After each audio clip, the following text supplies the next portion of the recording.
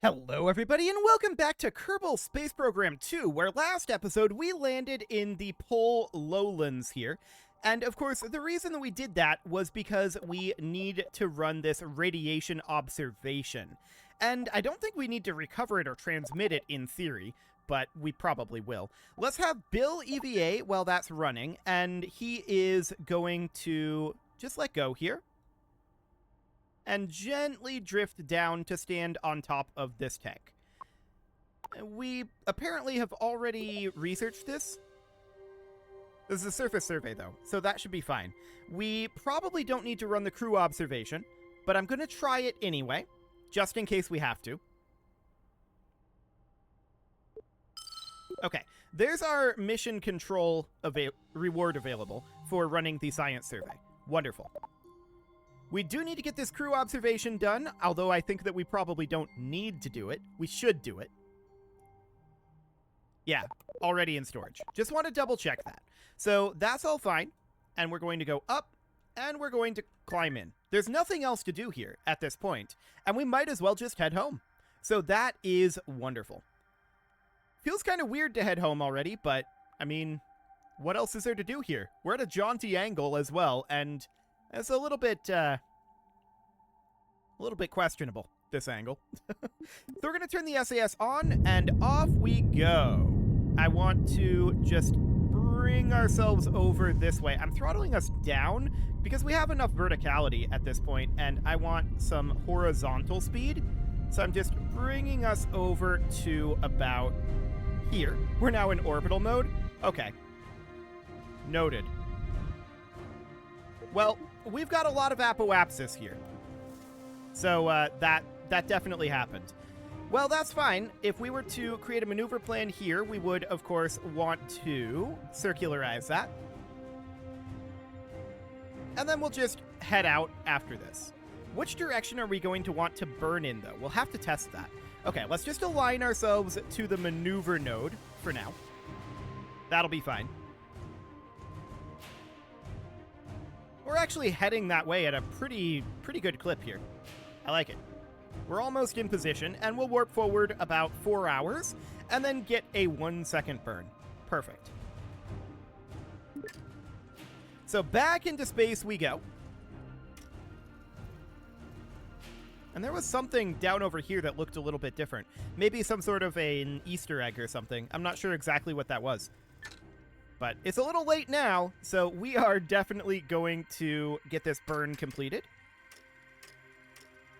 Here in about 1 minute, 20 seconds, 10, 9, 8, 7, 6, 5, 4, 3, 2, 1, mark. I'm not throttling this up to full. It really doesn't need to be at full. Orbital velocity in this orbit is like 40 meters per second. Less than 40 meters per second. Okay. We definitely could have achieved orbit with a Kerbal RCS pack. So that's a thing. So, we want to push away from Joule, which probably means burning here. I think. We're in a prograde burn here. Yes, this is correct. So we want to push out this direction, but this is going to be pushing way out away from Joule, see? And we don't want that necessarily, so we're just going to want to be in a similar orbit to Joule, but we want to escape Joule, is the way that this is going to go. So 425 meters per second. That seems absolutely fine. That's about a 15-second burn. Once we've escaped Joule, we'll do our inclination change and drop our orbit, or just go for a Hohmann transfer straight from the Julian orbit, which would work fine. That's probably what we'll do. Although, it will be a big braking burn once we get to Kerbin. I'm not planning on aerobraking this. We've got so much DV that we really don't need to aerobrake it. I mean, we'll aero brake on our final approach, right? But we're not going to aero capture. So that seems fine. And let's warp forward to when that burn is. Which is right about, well, not quite now. 1 minute. And overshot it a little bit. But that's okay. It doesn't matter all that much. So let's just get this burn completed. And it will take a little bit to get 425 meters per second out of these engines, but it's not too bad. But we definitely overshot the burn. It's okay. It really, really doesn't matter. As long as we have an escape from Joule, it's fine. Missing that by a couple seconds is pretty irrelevant. So that's our escape from Pole. And then that's our escape from Joule. Perfect. So we'd want to warp to about here.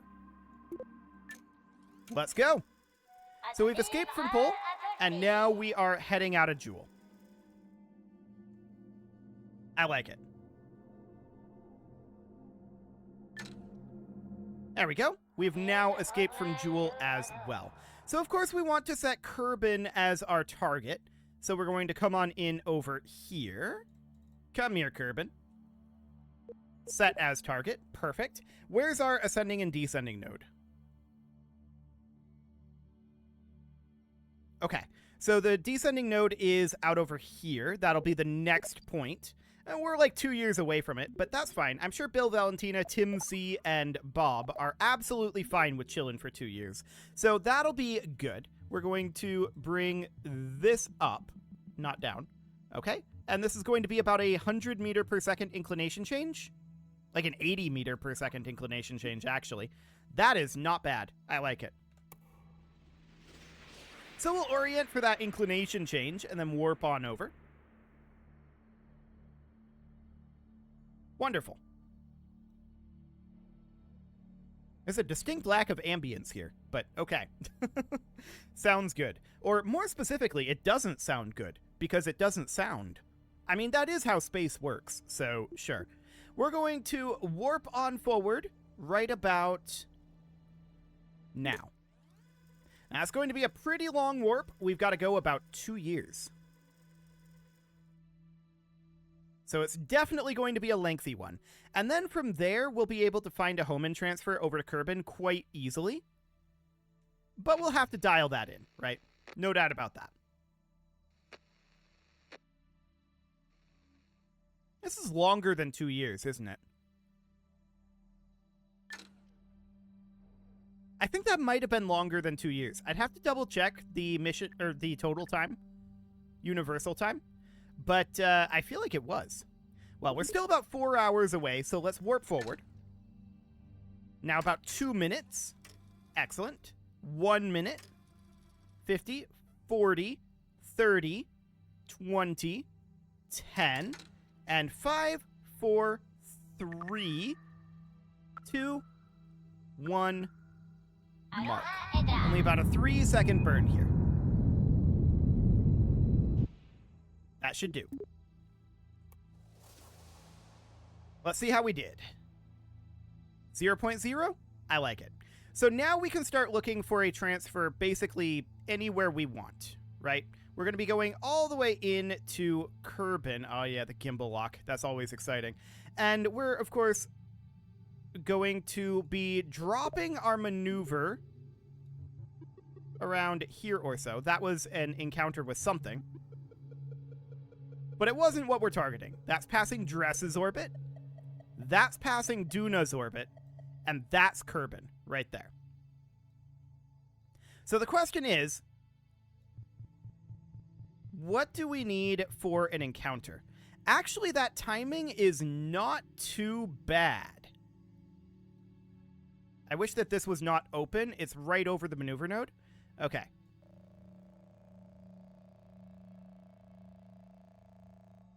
Right there. That's an encounter. From there, we can dial in that encounter with a radial retrograde burn, most likely, and let's see what that encounter looks like. That is not bad. Okay, I really like that encounter for this. That'll do. We could definitely dial it in. We do have a moon encounter in there at some point. It's on this side, though. And so we would definitely do a radial retrograde burn, like here, or just a pure retrograde burn, honestly. Yeah, just a pure retrograde burn there would do the trick. and that would cause us to avoid the moon encounter and get captured. So that would be good. And that burn will happen in a while. In how long? Well, I don't know exactly. It'll be probably, this says 124 days. It might be over a year, though. This doesn't say years for whatever reason, and I really wish it did. We'll see if it's over a year or if it's actually in 100 and some days. It's not that far out. Okay, it's actually in 100 and some days. Beautiful. Okay, we've got about 2 minutes left on this burn. Okay, about 20 seconds. Overshot it a little bit due to the lerping, but, you know, whatever. It's fine. Honestly, it really doesn't matter all that much to have it be a few seconds off here or there. It will cause a little bit of difference, no doubt about it, but we would have that variation anyway. It's fine. So, this is going to be a fairly lengthy burn at 17-18 meters per second, but, I mean, this is a pretty significant change that we're doing to our orbit. No doubt about that. Going from Joule to Kerbal. But with the overall, like, totality of how long it takes to do an orbit out at Joule, it's absolutely true that being a couple of seconds off means virtually nothing for this burn. So the timing is not super impactful here. In some cases, it is. Like when you're in an orbit that lasts like 15 minutes, yeah, it can be super impactful to be like 15 seconds off. But in this case, not so much. So that is absolutely wonderful. We're just going to bring that on down. The maneuver node thinks we're done with this burn, but we're not because the maneuver node is naively implemented. But, you know, whatever. We will continue to decelerate here for a little while here. I'm actually going to warp us through this last little chunk of it. Okay, we're going to call that good, and let's head into Kerbal here. I want to be keeping an eye out for when we have an actual encounter. Ooh, okay. That's very sensitive, which is not surprising, but this will do. This is fine for an encounter. We'll have to do a big old braking burn, but, I mean, we'd have to do that anyway. Aero capture would be the most efficient way to get captured here, but we don't exactly care. So that is fine. I want to be in, not this orbit, but this one. And we're going to warp in here. That's going to be almost 3 years of coasting time as we slowly drop down. We do have a Joule encounter there, but that's to be expected. Excellent. And the Joule encounter apparently threw us off quite a lot. Hang on. That was not predicted by the maneuver node. Okay. We're going to need to make some alterations here. That Joule encounter definitely threw us off. 4 degrees off in the inclination. And we're going to need to change our timing a fair amount here.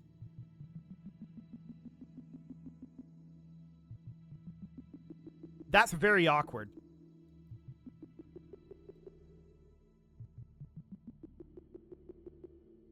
Very, very awkward indeed. Okay, so I'm just keeping an eye on that encounter there. We can pull that back a little bit, I think. And then a little bit of retrograde. We just have to change our overall timing. Joule threw us off there.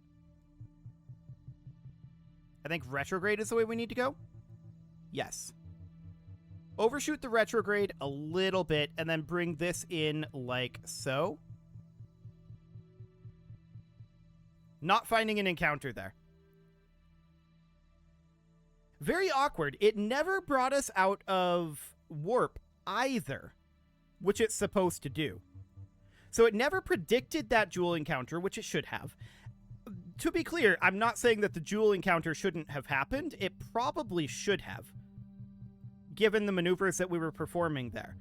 But What shouldn't have happened is it shouldn't have not predicted it, and it also shouldn't have let us just warp through that. So that's definitely intriguing. And now I'm not finding an encounter here. What is our actual 45,000 kilometers, huh? Okay, I'm going to pin that open. We'll see about dialing that in, probably with a little bit of normal. I think our problem at this point is our inclination. Okay, that's starting to go back up now. This is 5,000 kilometers. This should be an encounter, shouldn't it?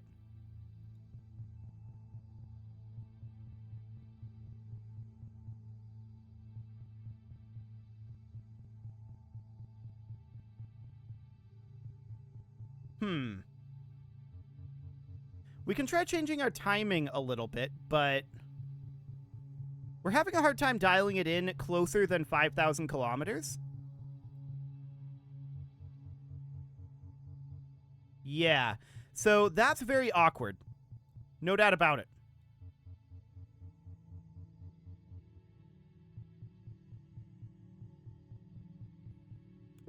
Interesting. Interesting.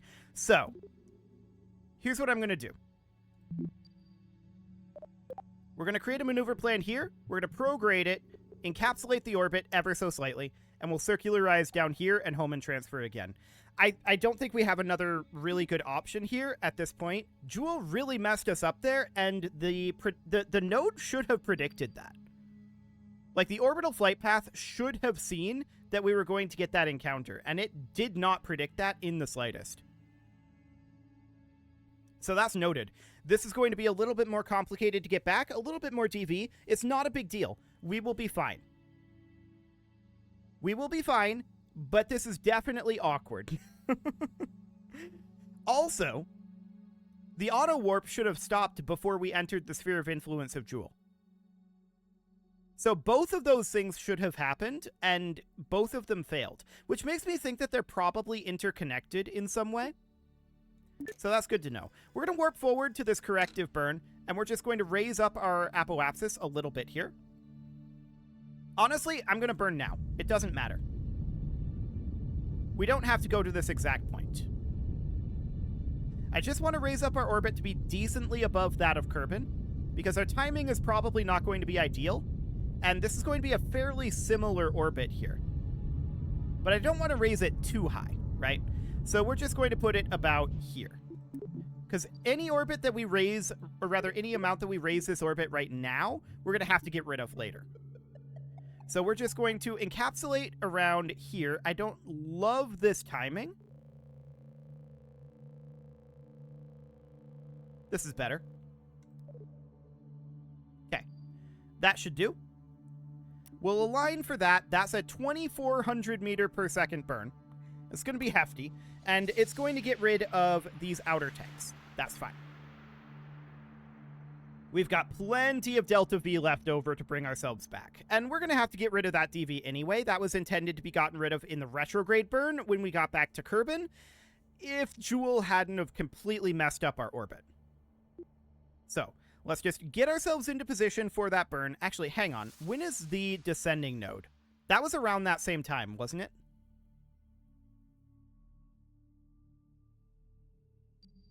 That's the descending node. Where's the ascending node?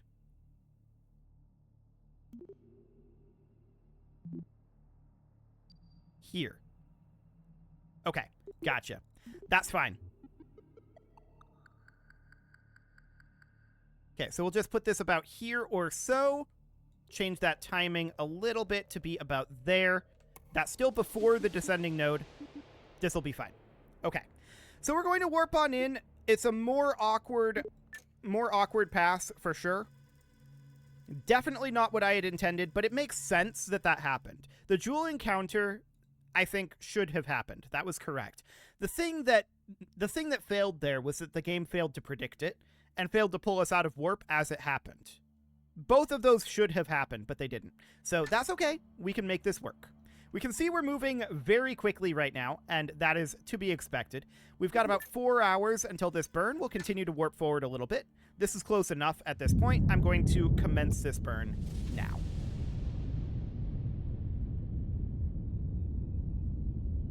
Okay, so bringing this on down, we're going to warp through this a little bit. Approaching partially out of fuel orbital event, yeah. But honestly, we're still like 800 meters per second away from that. So there is that. Okay. So we're going to be ditching these tanks very shortly. 200 meters per second left there. Okay, they're out of here. Just letting us settle a bit. And ditching. Cool. So that is all out of there. That's all now debris, which is fine.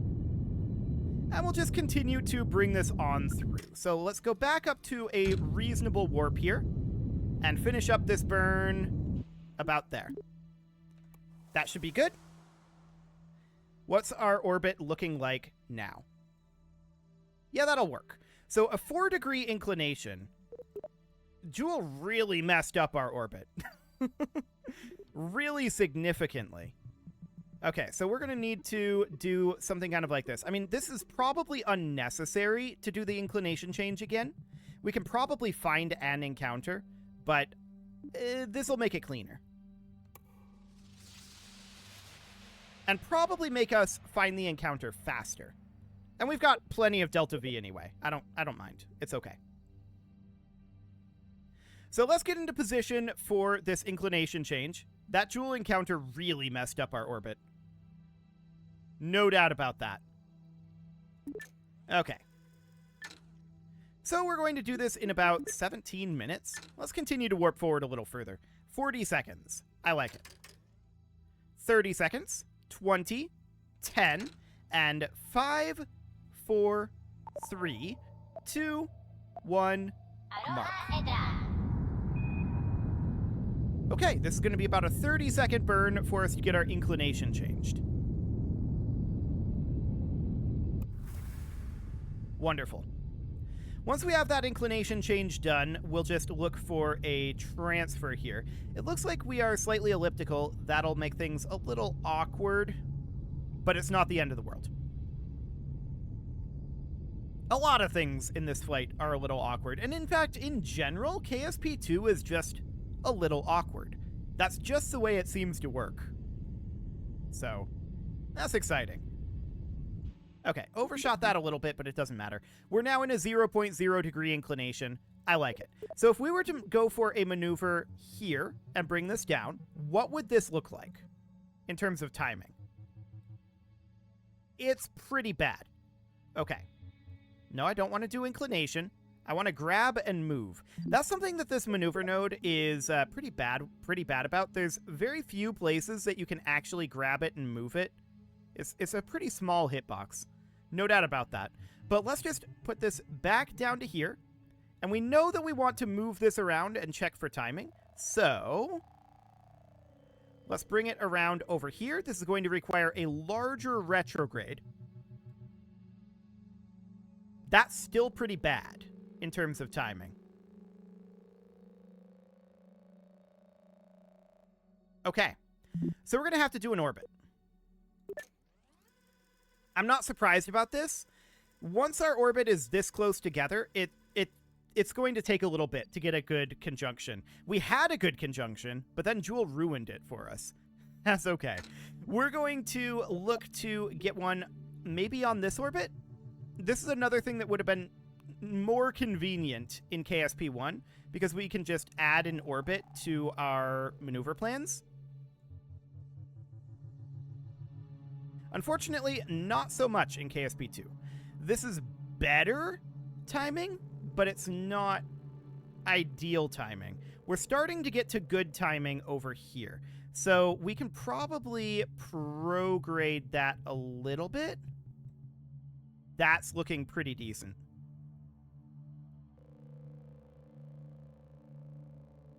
Okay, that's an encounter. So that looks fine. Let's hop in and see what that encounter is. It's okay. We could definitely dial it in a little bit closer. It's going to need to be a bit prograde.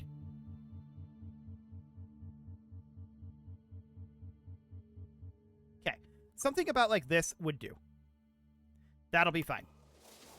So we'll align for that burn, 307 meters per second, not too bad. And then we'll need to do a braking burn once we get there. But it is time to put a cut in here. I was hoping to have this mission done by the time this episode finishes. Unfortunately, that jewel encounter threw a wrench into the works, so we'll have to finish this next episode.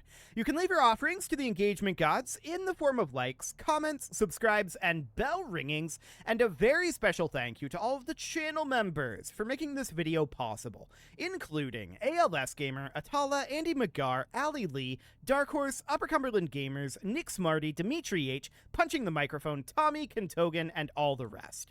And of course, you. Thank you for watching. If you'd like to support the channel, you can click the join button down below the video, and as always, I will see you all next time.